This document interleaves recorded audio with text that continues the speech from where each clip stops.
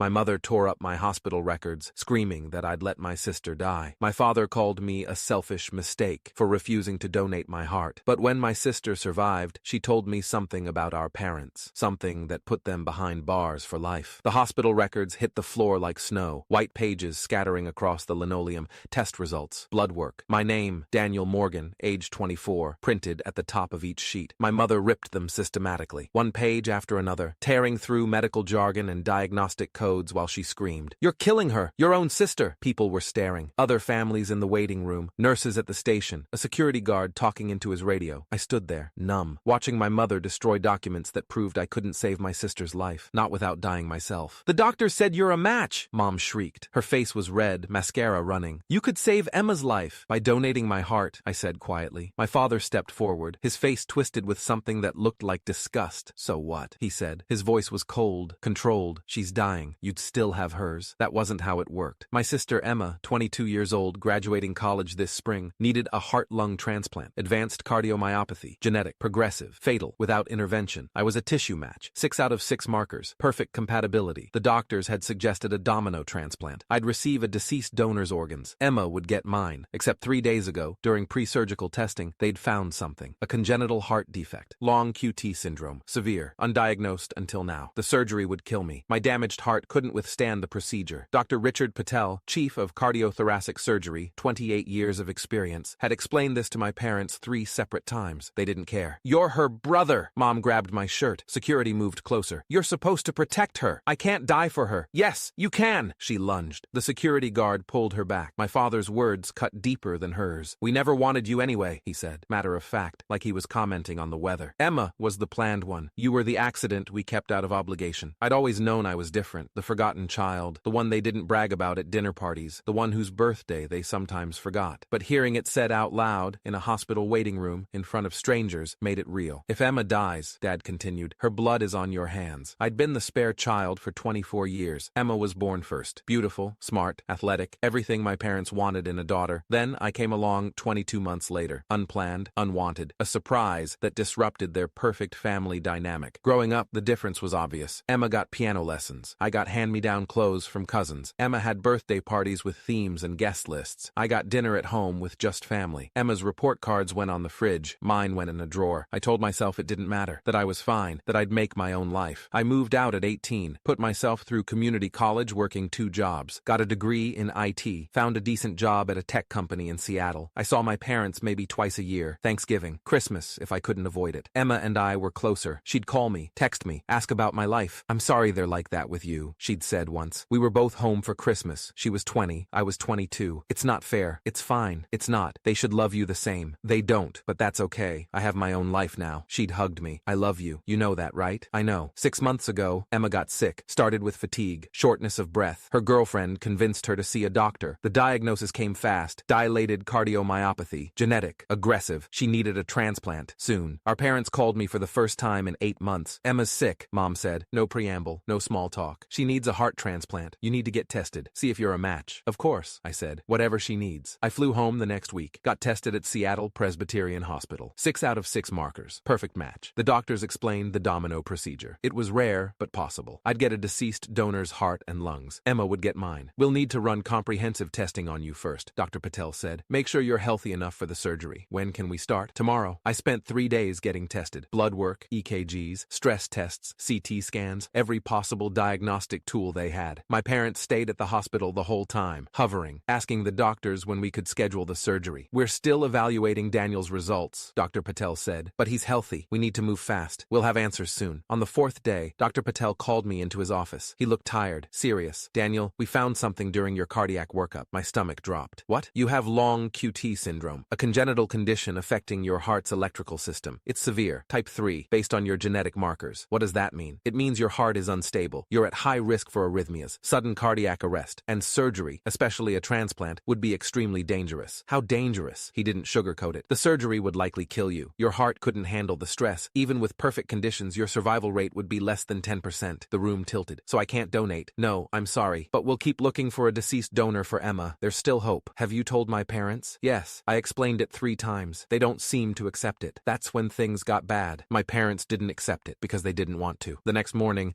I heard them arguing with Dr. Patel outside Emma's room. There has to be a way. Mr. Morgan, your son's condition is life-threatening. The surgery would kill him. But there's a chance, less than 10%, and that's optimistic. 10% is better than zero, my mother's voice. If Daniel dies, at least Emma lives. That's what matters. I felt cold. Mrs. Morgan, Dr. Patel said carefully, I cannot ethically recommend a procedure that would almost certainly kill the donor. You're a doctor. You're supposed to save lives. I'm trying to save both their lives. Emma's the important one. I walked away before I heard the rest. They banned me from Emma's room, said I was stressing her out with my refusal to help. I spent 2 days in my hotel, waiting, hoping they'd calm down. Then my mother showed up at the hospital with my medical records, the ones Dr. Patel had given me to take to a cardiologist for follow-up treatment. She'd broken into my hotel room and stolen them. That's when the scene in the waiting room happened. The screaming, the torn papers, the accusations. Security escorted my parents out of the hospital at 3:47 p.m. on October 12th. They were banned for 48 hours. I stood in the waiting room, shaking, while a nurse helped me pick up the shredded documents. I'm sorry, she said quietly. Are you okay? I don't know. Dr. Patel found me 20 minutes later. Daniel, come with me. We went to his office. He closed the door. I need to be honest with you about something, he said. Your parents have been pressuring me and my staff to approve the surgery anyway. They've threatened legal action, complaints to the medical board. They've even tried to go over my head to the hospital administration. What did the administration say? That I'm the chief of surgery and my medical judgment stands. But Daniel, he looked uncomfortable. I'm concerned about your safety. My safety? Your parents are desperate, and desperate people do dangerous things. I want you to consider staying somewhere else, not your hotel, somewhere they don't know about. You think they'd hurt me? I think they're not thinking rationally, and I'd rather be cautious. I checked into a different hotel that night, used a friend's credit card so my parents couldn't trace it. For 3 days, I heard nothing. Then my phone rang at 9:23 p.m. on October 15th. Unknown number. Hello? Daniel? A weak voice. Female. Emma? I'm alive. She sounded exhausted. Barely there. They found a donor. I got the transplant yesterday. Relief hit me like a wave. Oh my God. Emma, that's incredible. I'm so glad. I need to see you. Her voice dropped to a whisper. Alone. Don't tell Mom and Dad. My relief turned to dread. What's wrong? Just come. Room 847. Wait until they leave for dinner. They go every night at 6. Come at 6:15. Emma, please. It's important. She hung up. I showed up at Seattle Presbyterian at 6:11 p.m., parked in the visitor lot, took the elevator to the 8th floor, watched from around the corner until I saw my parents leave. They looked tired, relieved. Mom was actually smiling. I waited until they were in the elevator. Then I walked to room 847. Emma was propped up in bed, pale, tubes and monitors everywhere, but alive. Close the door, she said. I did. Lock it. I locked it. She pulled something from under her pillow, her phone. I need to tell you something, she said. Her hands were shaking. And you need to listen to everything before you react. Okay. I heard them. Tears filled her eyes. After my surgery, I was sedated but conscious. They thought I couldn't hear, but I did. Heard what? They knew. Her voice cracked. They knew about your heart condition. Dr. Patel told them, explained it multiple times. They understood that the surgery would kill you. My chest tightened. And they demanded you do it anyway. The room spun. What? I heard Mom say it. I was in recovery. They were standing outside my room. I could hear them through the door. She was crying now. She said, if Daniel dies during the surgery, no one will question it. We'll be devastated parents who lost a son trying to save their daughter. No. Dad agreed. He said, at least we'd have the insurance money. $2 million should cover the house and Emma's medical bills. Insurance money. What insurance money? Emma handed me her phone. I took photos. Before the surgery. When I was coherent enough to think straight. Mom's purse was on the chair. I went through it. I looked at the screen. Life insurance documents. Pacific Northwest Life Insurance Company. Policyholder, Daniel Joseph Morgan. Death benefit, $2,000. Beneficiaries, Robert and Catherine Morgan. Effective date, April 3rd, 6 months ago. The date Emma was diagnosed. There's more, Emma said. She swiped to the next photo. Another policy. Same company. Same beneficiary. Another $2 million. $4 million total. They took these out right after I got sick, Emma said. I found the paperwork. The original applications. They forged your signature. My hands wouldn't stop shaking. There's a recording too, she said quietly. I recorded them. Last night. They didn't know I was awake. She opened a voice memo. Pressed play. My mother's voice came through the phone speaker. Clear. Unmistakable. I still think we should have pushed harder for Daniel to donate. The timing was perfect. My father, Patel, wouldn't budge. Too ethical. We could have found another surgeon. And risked exposure? No. This way is cleaner. Emma survived. We don't have to explain Daniel's death. But $4 million, Robert. $4 million. We'll find another way. Maybe an accident. Something that looks natural. His heart condition could work in our favor. Sudden cardiac arrest happens all the time. My father again. Let's give it a few months. Let things settle. Then we'll revisit the options. The recording ended. I couldn't breathe. They were going to kill you, Emma whispered. For insurance money. They planned it. The pressure. The guilt. They wanted you to agree to the surgery knowing it would kill you. And when that didn't work, they started planning something else. Why are you telling me this? Because you're my brother. She grabbed my hand. And I'm not going to let them murder you. I sat sat in that hospital room for 20 minutes, just sitting, trying to process. My parents had taken out life insurance policies on me, $4 million,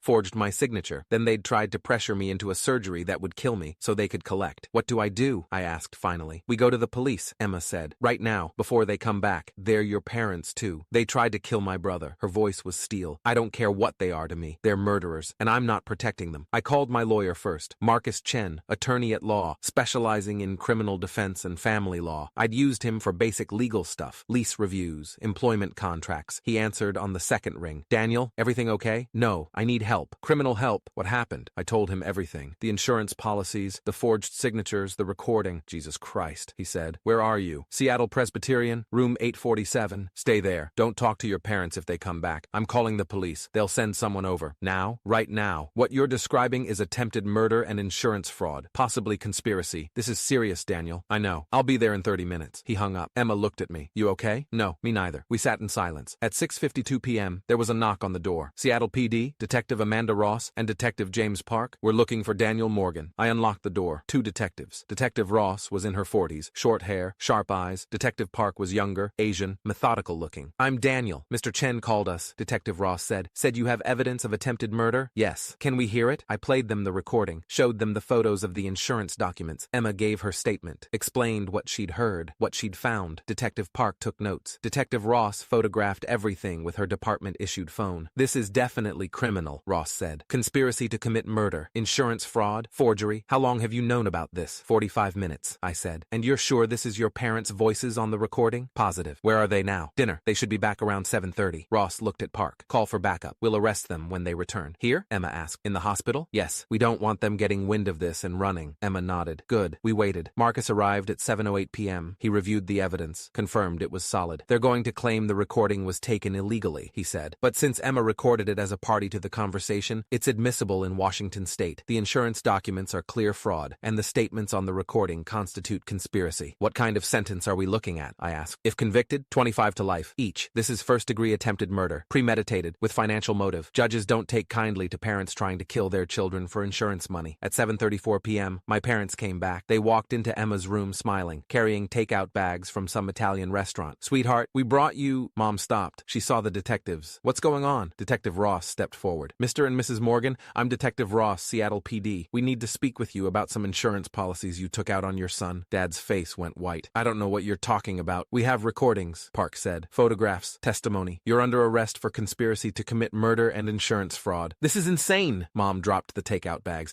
We haven't done anything. You took out $4 million in life insurance on Daniel without his knowledge or consent, Ross said. Then you attempted to coerce him into a fatal medical procedure. That's attempted murder. He was supposed to donate to his sister, even though you knew the surgery would kill him. Mom's mouth opened, closed. We have it on tape, Mrs. Morgan. Your own voice, discussing how his death would be convenient, how you'd collect the insurance money. Dad grabbed Mom's arm. Don't say anything. Robert Morgan, Catherine Morgan, you're both under arrest. Ross pulled out handcuffs. You have the right to remain silent. This is Daniel's fault, Mom screamed. She lunged toward me. Park caught her. He poisoned Emma against us. No, Emma said from her hospital bed. Her voice was weak but clear. You did that yourself when you tried to kill my brother. We were trying to save you. You were trying to cash in a life insurance policy. The detectives cuffed them both. Mom was crying, hysterical. You're our children. How can you do this to us? How can we? I felt rage rising. How can you? You took out secret policies on me, forged my signature, tried to guilt me into a surgery that would kill me. And when that didn't work, you started planning another way to murder me, for money. That's not, we never, I have the recording, Emma said. Your voices, planning it all. Dad's face crumbled. Emma, please, get them out of here, Emma said. The detectives led them away. Mom was still screaming as they disappeared down the hallway. Dad was silent, defeated. Emma and I sat in the quiet that followed. Thank you, I said finally. For what? For telling me, for recording them, for, my voice broke, for choosing me over them. You're my brother, she said simply. Of course I chose you. The trial took 4 months. My parents hired a good lawyer, Daniel Greenberg, high-profile criminal defense attorney. But the evidence was overwhelming. The insurance documents with forged signatures, expert testimony confirming the forgery, the recording of my parents discussing my potential death like a business transaction, Emma's testimony, Dr. Patel's testimony, Detective Ross walking the jury through the timeline. The defendants took out $4 million in life insurance on their son immediately after their daughter's diagnosis, she said during her testimony. They then spent months attempting to pressure him into a fatal medical procedure.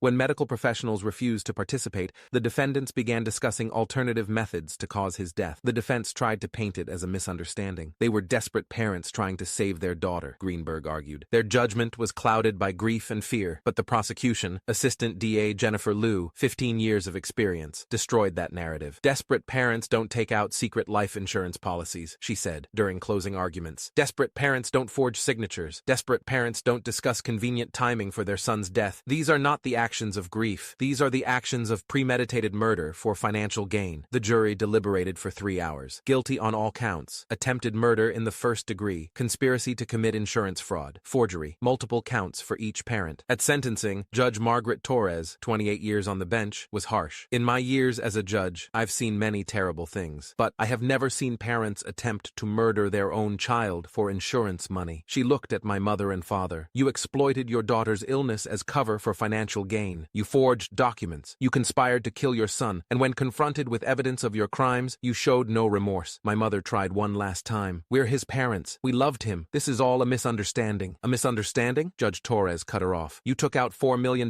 in life insurance and then tried to pressure him into fatal surgery. That's not love. That's premeditated murder. And the fact that you're still lying about it shows you've learned nothing. She looked at the sentencing documents. Robert Morgan, I sentence you to 25 years to life in state prison. Catherine Morgan, I sentence you to 25 years to life. You will be eligible for parole after 20 years, but I will personally recommend that parole be denied. The gavel came down. Final. Mom started sobbing. Dad just stared at the table. All rise, the bailiff said. Emma and I stood. My parents were led away in handcuffs and ankle chains. Mom looked back once. At me. At Emma. I'm sorry, she mouthed. I didn't respond. The courtroom doors closed behind them. Emma and I walked out into the cold February air. It had been 4 months since her transplant. She looked healthier, color in her cheeks, stronger. How do you feel? She asked. I don't know, I said honestly. Relieved? Sad? Angry? All of the above? Yeah. We stood on the courthouse steps. Media crews were setting up. The case had made national news. Parents sentenced for attempted murder of son over insurance money. We ignored them. What now? Emma asked. Now we live, I said. We build lives they can't touch. Together? Together. She hugged me. Thank you for not giving up, for believing me, for, her voice cracked, for being my brother, my real brother. Thank you for saving my life. You would have done the same, in a heartbeat. We walked to my car, drove away from the courthouse, away from the cameras, away from our parents' legacy of betrayal. 6 months later, Emma graduated college. I was there, front row, cheering when they called her name. She walked across the stage, accepted her diploma, smiled for photos. Afterward, we went to dinner, just the two of us. They would have been here, she said quietly. Before, they would have made this about them. Invited everyone, made a big show. Yeah, I'm glad they're not here. Me too. Is that awful? To be glad your parents are in prison? No, I said. They tried to kill me. You're allowed to be glad they're gone. She smiled, small, sad. I'm glad I have you at least. Same. We clinked glasses. To survival, to justice, to building a life beyond trauma. A year after sentencing, I got a letter from the prison. My mother. 3 pages. Handwritten. Daniel, I know you probably won't read this, but I need to say it anyway. I'm sorry. For everything. I was desperate and scared and I made horrible choices. I can't take them back, but I need you to know I did love you. In my own broken way. I just loved money more, and that's my failure, not yours. You were never a mistake. You were never unwanted. Those were lies I told to manipulate you. The truth is, you were always good enough. I just couldn't see it through my own greed. I hope someday you can forgive me, but if you can't, I understand. Love, Mom. I read it once, then I put it in a drawer. Maybe someday I'd respond, but not today. 2 years later, Emma got married. Her girlfriend, now wife, was amazing, kind, supportive, everything Emma deserved. I walked her down the aisle. Thank you, she whispered before we started walking. For what? For being here, for being my family, for, she stopped, for choosing me when it mattered. You chose me first, I said, when you recorded them, when you turned them in. You saved my life. We saved each other. Yeah, we did. We walked down the aisle together, toward her future, toward healing, toward a life our parents had tried to destroy but couldn't. Sometimes people ask me if I regret turning my parents in, if I wish I'd just let it go, moved on, forgiven them. The answer is always no, because they didn't just plan to kill me, they planned to get away with it.